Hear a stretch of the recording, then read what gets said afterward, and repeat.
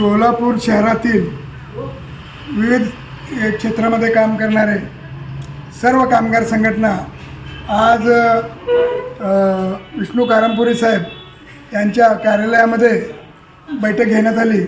या बैठकीला महानगरपालिकेतील सर्व युनियन, त्यांचे प्रतिनिधी, त्याचबरोबर सरकारी कर्मचारी, मध्यवर्ती संघटनेचे पदाधिकारी, इंटकचे पदाधिकारी, सर्वच क्षेत्रातील वेगवेगळ्या युनियनने या ठिकाणी आज बैठकीमध्ये भाग घेतला।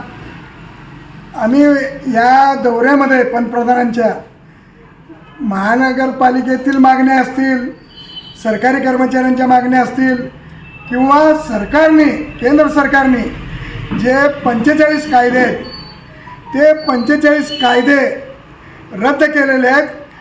त्यापैकी 40 कायदे रद्द केलेत आणि उरलेले जे कायदे आहेत ते मालकाच्या बाजूने आहेत। हे कामगार क्षेत्रात असलेल्या सर्व कर्मचाऱ्यांवर फार मोठा अन्याय आहे।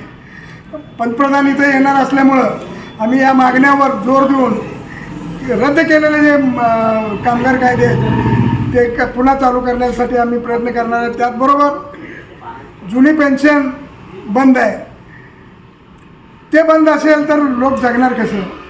त्यामुळं जुनी पेन्शन चालू झाली पाहिजे, यासाठी आम्ही जोर देणार आहोत। इतर मागण्या आहेत तर कंत्राटी कामगार, ह्या देशभरात कंत्राटी कामगार चालू केलेले आहेत, हे बंद करण्याची आवश्यकता आहे। म्हणून आमचं या पंतप्रधानजींना आम्हाला वेळ मिळेल न मिळेल बघू, वेळ मिळाला तरी आम्ही भेटणार, नाही मिळाला तर आम्ही फार मोठं आंदोलन करण्याचा आमचा विचार आहे।